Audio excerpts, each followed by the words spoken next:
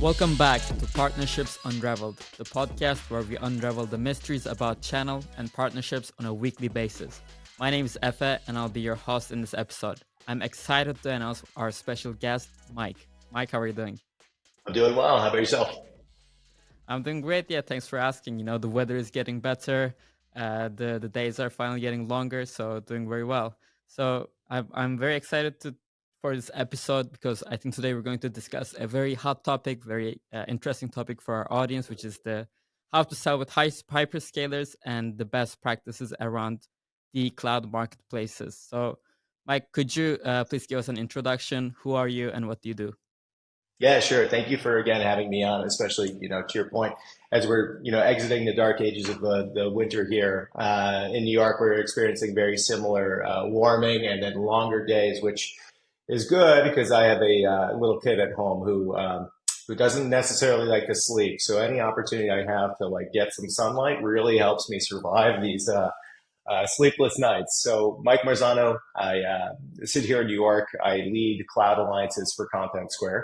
Contentsquare is a digital experience analytics and product analytics suite who really help brands of all types, retailers, auto brands, entertainment brands, travel and hospitality brands, understand what their customers like, what they don't like, and why they exit their digital experience. Um, at Contentsquare, leading cloud alliances, that really covers everything from how we co-sell, how we co-market, and how we co-build products with the hyperscalers. Specifically for Contentsquare, that's AWS and Microsoft. And so I've been with Contentsquare for about 2 years, leading this program the whole time. Prior to that, I worked with Microsoft at a British consultancy on the retail side. Well, thank you for that, Mike. And we previously had a conversation. I think not so long ago, I hosted Darren Sharp from Microsoft from Azure, and we talked a little bit about the hyperscalers and the things Yeah. that are going to how the landscape is evolving. And also, the last time we spoke, we had a really interesting conversation about how to sell to untraditional buyers through the marketplace. And by untraditional buyers, I mean the buyers who may not be aware of how cloud marketplaces work, or Yeah. maybe they don't know that their organization may have commitments. So could you share the challenges that you have with selling to these kind of untraditional buyers through Azure or AWS? Yeah, for sure. And I mean, how long is a podcast? Because the challenges are plentiful, and that's the thing that's really interesting is you hear a lot of talk about the importance of cloud, hyper importance of co-selling and aligning with hyperscalers, importance of kind of moving towards marketplace. But I mean, a lot of what people in my position is, yeah, but there's so many challenges, and how do you overcome those? And if we look at the first thing that we see at Contentsquare is generally speaking, our buyers on the marketing side, our buyer sits within the office of the CMO. And while, certainly, we're a product that sits on top of customer data, the brand's customer data, the chief data officer comes into that, maybe the CIO in certain cases. It really is an extension of our main buyer and the person who's going to, realize the value in Contentsquare. So the biggest challenge that we have to overcome is how do you bridge that gap, right? How do you help rationalize the business value that our buyer in the marketing side is going to see from leveraging Contentsquare, implementing our products at Contentsquare and Heap into their digital experiences with the economic value that they're going to see from a EDP side or a Microsoft Mac consumption side, buying Contentsquare through the marketplace. That's one of the things we've really had to level ourselves up on very quickly in order to make this work, especially when we're engaging with some of our largest value customers with basically the highest levels of Mac and EDP commitments. Yeah, I think it's very interesting because I see that in the future, I think cloud marketplaces are going to dominate as the channel to buy B2B software. And I think we're still early on in that curve because, as you mentioned, I think that maybe a few people within an organization are aware of how cloud marketplaces work, but I think the majority of buyers are still a little bit clueless. So I think there's a lot of work that we need to do. For Maybe sure. us as the podcast host and you as the guest, the people, the thought leaders in the space, the channel partners who are selling through the marketplaces, the ISVs, the hyperscalers themselves. So there's a lot of education that I think we need to do to help buyers, get the most out of the cloud marketplaces. And I Yeah. think that, so as you mentioned, I think that currently your target ICP may not be so well educated on this topic. And I was curious, and I think we also had this conversation before, like what are the steps that you're taking to educate and enable your buyers to buy from cloud marketplaces? Yeah, I think, obviously you have to start with the value. What value are you bringing to them immediately, right? So, first thing before we move into the conversations with procurement, really identifying, hey, does this customer, do you buy through the marketplace? Do you have any preferred marketplace you would leverage? Do you have a commitment that you either are underutilized or you're kind of moving into your next negotiation phase and you want to get, the best bang for your buck? You really have to start with selling the value of your product. And this goes in terms of both selling the customer your value of your product, of course, right? As a seller, anybody knows that. You also have to help the cloud company understand that. Whether you're talking to them at kind of a higher level to say, hey, this is an industry-based solution for retailers. Here's the value we provide. Here's this, the gap in the market that we fill. Here's how we complement your other messages and your other solutions, but then also doing that on a much more contained basis with individual sellers at these companies. So, one of the key thing I think most sellers will say is, yeah, there's a big difference between what value the customer is actually looking for and what marketing message is being attached to it sometimes. And that's really the job that, me and my team, we try and fill, is to help really understand, how do we connect this to what is important to the cloud, both in terms of their general, strategy within this industry, within this space, how it complements their products, but then also speaking to the seller at the cloud. Does it help them retire quota? Does it help them sell more cloud? Does it help them leverage underutilized services that the customer could really benefit from that are complementary to your own? And it's a journey, right? Because, when you start out and you can really speak at least to the foundation of saying, hey, cloud partner, we've got tons of pipeline. We've got a really good solution. We've been able to land a lot of great customer deals and win stories. Hey, and also we're selling through the marketplace. You start to prime that environment for them to say, hey, this is a partner, one out of hundreds of thousands of partners that I should pay attention to because they're hitting all the different marks. Let's see how they do, right? And then as you build into that, you start to have an advocate on the partner side who can help you walk through, setting the stage for the customer. Why does marketplace, make sense? They're trying to get as many customers to move into marketplace as possible. It's the same goal that we share. I think the key thing for us is once we have that initial value sell to our end buyer is helping them make a bulletproof business case as to why they should go through the marketplace. Work with the cloud partner to help them identify that roadmap to say, who do we need to talk to within the organization who's going to realize the value of making that deal or making that purchase through the marketplace? Who owns the commitment? And oftentimes there's maybe two or three people stepped chain in that. But sometimes there's one person that's just going to unlock that. And that's going to be maybe somebody in procurement, right? Like if you talk to your seller and say, hey, we should go talk to procurement early on, they're going to say, what? Like, why would we want to do that? But if you could really illustrate the fact that, hey, these are the people that hold the keys to marketplace. They're people that can help rationalize the message of buying Contentsquare or Heap through the marketplace. This is really the message that we want them to take. And so sometimes it's helping to really build that, like I said, bulletproof business case as to why Contentsquare is worth it and why buying it through the marketplace is really a great way to offset their organizational costs. Yeah, and within your organization, whose responsibility is it to bring that up with the buyer and create that business case with them? Is it the Yeah, AE? it is the AE. So typically what, my team and what partner sales in our organization does, we help build that sort of messaging and help build a connective tissue, help, not just put it into the right language, but also help attach it again to different motions that our cloud partner is going to be able to utilize and say, hey, this is worthwhile.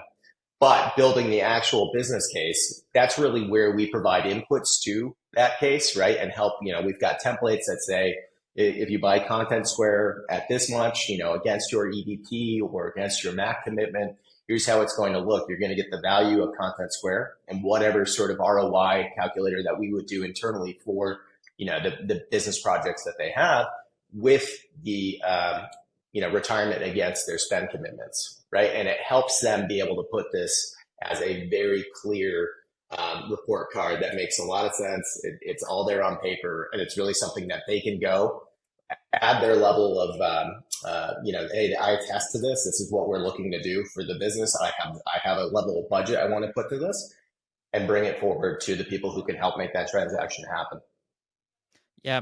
And I think the question that all of our maybe listeners are wondering is that how are you incentivizing the salespeople to do that? Because it's an extra step. So for example, if a deal comes in and they are not interested in buying through the marketplace, they don't even know about it. So why would the salespeople bring it up and add extra friction there? Well, it can be maybe an extra step, but I think like at the end it is maybe more worthwhile for their time, because like the deal size may go up, the retention rate may be higher. So there are also all that kind of data that we need to look into there. But I think my first and foremost question is that how are you incentivizing those AEs to take that extra action?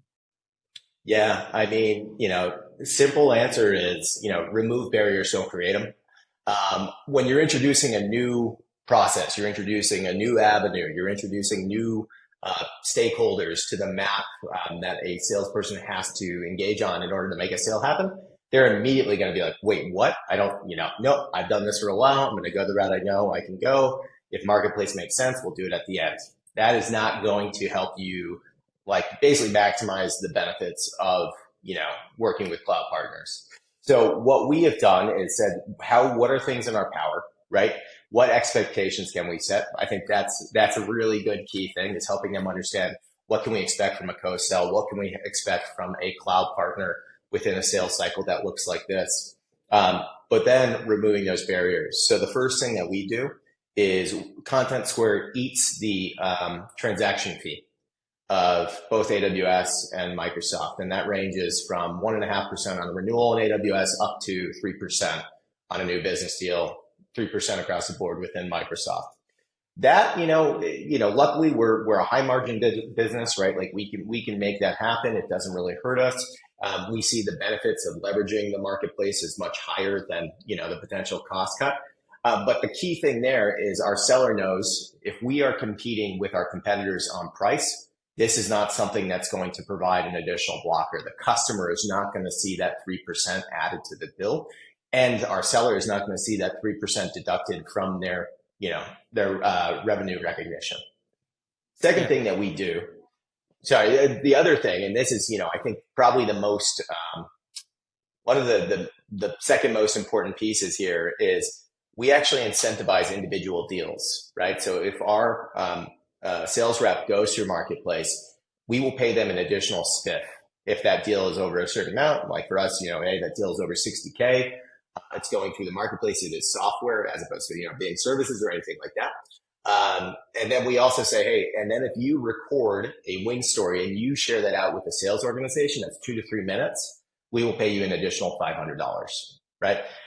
Easy money, right? And it really helps them say, hey, this removes another barrier. I'm a sales rep. I want to make this happen, right? I don't want to add more barriers, but also I like getting additional sales compensation.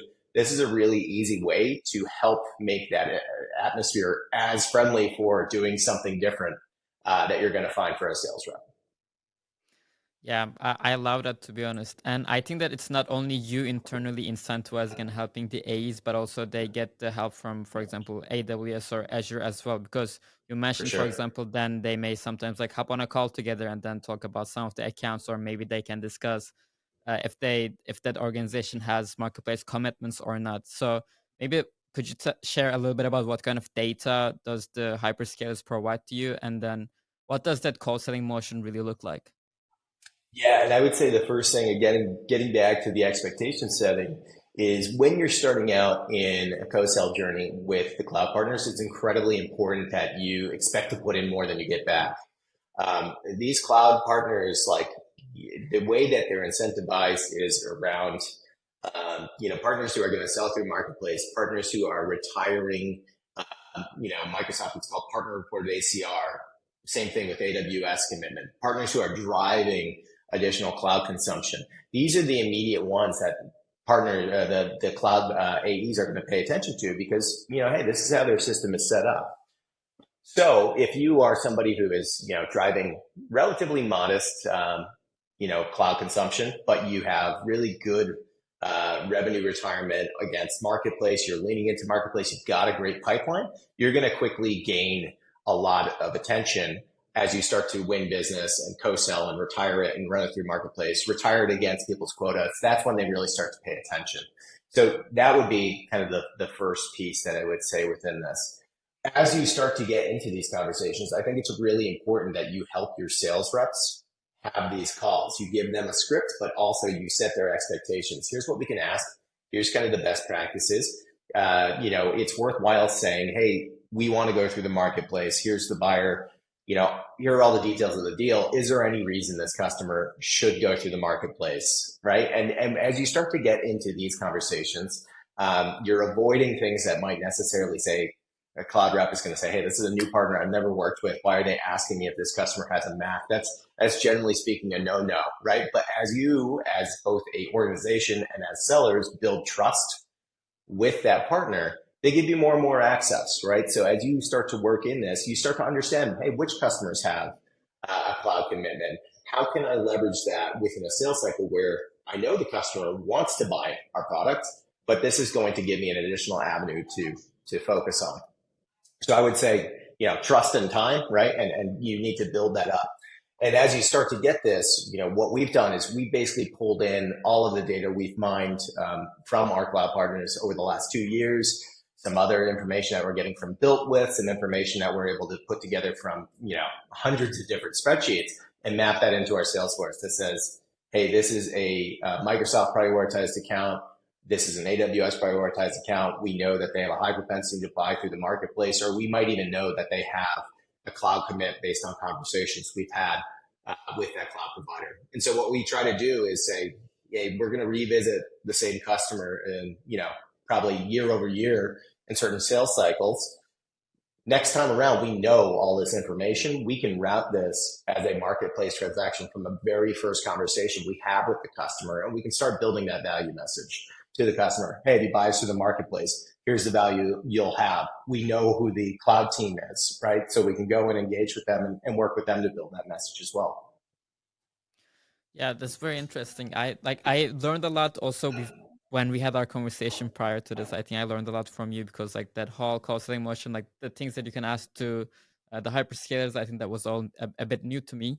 But I think the call selling part, it's interesting. I want to talk a little bit more about the call marketing. So how does the call marketing work between an ISV and one of the hyperscalers? So did you have any experience with that? What went well, what did not? And maybe what would you like to achieve in the future call marketing with Azure or AWS? Yeah, again, I sound like a broken record here, but expectations, right? Like make sure you're setting your expectations. Coming into the fold and saying, hey, we want you to sponsor this event that we're running for $100,000 or something like that. Unless you've kind of hit a certain tier, you've got a really good, outstanding relationship with that cloud partner, great commit, all those things. You really need to focus on how do we build more credibility around messages that we share with the cloud provider? How do we market win stories that we've done, right? Both in terms of customer solutions, as well as, how do we partner with the cloud around a message of deep importance to both of us and a customer who can really provide the level of visibility into what success looks like and how they achieve that success by leveraging our solution, by working on, either a Microsoft or AWS platform. That would be the way that I view the most value from these. It isn't, necessarily a MDF to fund an acquisition campaign, MDF to fund, an event that we are co-sponsoring with the cloud. That's great. Branding is great, but it's about building additional credibility and spreading your success wider, right? Like this is going to go in terms of both reaching your existing customers, adding credibility to that, reaching new customers, but also reaching sales reps within the cloud partner. While, they're not certainly scraping information for, hey, what partner should I be working with? If they see these win stories with, customers who they obviously have heard of, but look like some of their own customers, this is going to give you additional criteria that, hey, Contentsquare and Heap meet this criteria. They've got good prestige. They're working with us visibly. There are some other customers that we should engage on. Again, with time, right? You've built up really good wins. You've got your best practices down from co-selling. As you start to bring in thought leadership, customer win stories, that's going to give you really great collateral to go and co-market with. Yeah, I love that. And I was, I think, talking to uh it's a an agency called Pinch Marketing. I was talking to their CEO Martin. I don't know, maybe you know them, but they also do a lot of these alliance campaigns with the cloud marketplaces and the ISVs. And I think it's also a hot topic. It's often MDF funded, Yep. and maybe from time to time that it could be the case that I don't know the ISV or they may not have dedicated marketing Yep. people who are taking care of that. So sometimes these agencies come into play as well. And another topic I'm gonna jump from that, and what I want to talk about multi-party private offers quickly because it's also a Yep. really hot topic right now. I don't want to get too deep into it because I am planning on doing a full episode or maybe even a webinar around it, but I just wanted to get your 2 cents about it. So first of all, could you tell us what are multi-party private offers and how are you planning to use them? Yeah, so multi-party private offers through both Microsoft and AWS allow a SaaS company like ours to work with a services or solutions agency partner who can go and deliver services on top of your solution, as well as maybe potentially others, right? So there's system integrators involved in that. There's other, maybe smaller agencies involved in this as well. But it's really about being able to leverage all of the mechanics and the value of the marketplace while delivering services on top of that. Being able to send a private offer where it has both Contentsquare and then services by Softcat over to our customer, and they can buy that all through the marketplace, retire against the purchase from a software side of things, the cost from the software. That's a really valuable motion that, Microsoft is just rolling this out in the UK. Actually, we're part of a beta with Darren, kicking off right next month. It's something that we're really excited about. We haven't leveraged it to date, but literally, if I look at my pipeline, I've got 3 or 4 rather large deals in 3 or 4 different regions that are going to utilize that motion. For us, what it represents is, again, like, core to our business is, we know what we're good at, right? So we're really good at providing software. We're really good at building scalable software that, generally speaking, can be, it can be catered to what the customer is looking for, but that's through settings. That's not through building a custom product every time. Now, where services come involved is, of course, they can provide a level of expertise that, we're not going to have within an industry, within a segment, within a region. They provide a level of access to customers that we might have. They, of course, have trust, but they're adding value on top of, what we're doing. So the thing about multi-party private offers that's so interesting and so exciting to us is it allows us, again, to focus on what we're good at and work with partners who we know are really great at delivering value on top of our solutions to customers who, quite honestly, need that. Yeah, and also one thing that I want to get your opinion about is within an organization, who do you think should be responsible for it? Because I think where I see multi-party private offers, it's a very mouthful word to say. By the way, I'll just say MPO just for Yeah. short. Yeah. Let's go MPOs. MPO. Yeah. Yeah. So because I think where I see it's kind of where channels and alliances come together. So 100%. who do you think like within your organization, or who do you think in an organization should be responsible for creating those MPOs with the channel partners together with the cloud marketplaces? Yeah. And I Where think do you see it happening?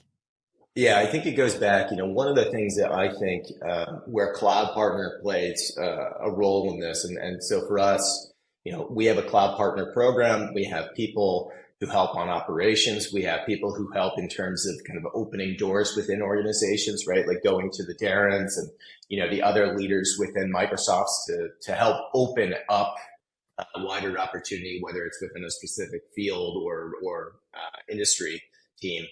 Um, but we build programs, right? Like I always think about it as, we are both the builders of the boat and the builders of the tackle that the, sellers are going to use. The people that are then going to help the sellers, and I'm going to lean really full into the fishing analogy here. The fishing guide, right? That's our partner sales organization. These people are really helping to say, here's the tactic you should take. Here's the mechanisms you should leverage that we have within our, toolkit over here. This is the avenue that we see really playing into the multi-party private offer component. Is these are the people who are involved in sales cycles. These are the people who understand what agencies and solution partners are best set up to deliver to this customer. And they're the ones who are also going to understand, how do we package this and deliver that message with the support of the cloud partner. Well, Nate, thank you so much, Mike. To all listeners, I will put Mike's LinkedIn in the description. If you have any questions about Contentsquare, if you want to learn about his amazing strategies, his amazing tactics around the hyperscalers, please reach out to him. And Mike, before I let you go, we always ask our guests to invite the next guest on the podcast. Who do you think we should have next? I'm going to say this, and I swear it is not a cop out, but I'm going to say, because you already mentioned the first person I was going to invite here, a member of the Microsoft team.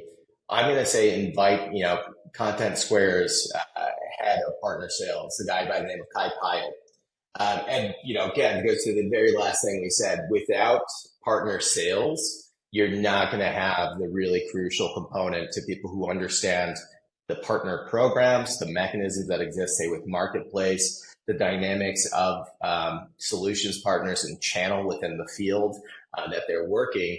His team is the one that develops those plays and builds all those connections. And they're really essential to saying, how do we drive better outcomes and more business, more source leads, more better outcomes within our existing business than the partner sales organization? I missed the name. You have to repeat it again. Kai Pyatt. Kai Pyatt. Well, Kai, if you're listening to us, then we would love to have you on the podcast. And thank you for your time. Mike, do you have any final words for our listeners? Yeah, the only final words I would say is, working, especially from a SaaS perspective, if you're not selling to the traditional buyers of a cloud marketplace, it is a lift, but it's totally worth it, right? Like more and more of our largest deals are going through the cloud marketplace every quarter. We can look at that evidence as like, hey, this is worthwhile, even if it is a challenge.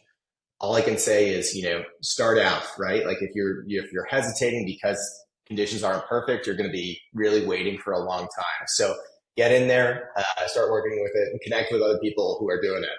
Right. So I'm always happy to connect. I know there's plenty of other people in the community who are as well. All right. Thank you so much. Well, today we discussed a lot about the hyperscalers. We talked about co-selling, co-marketing. And thank you for your time, Mike. And see you in the next episode.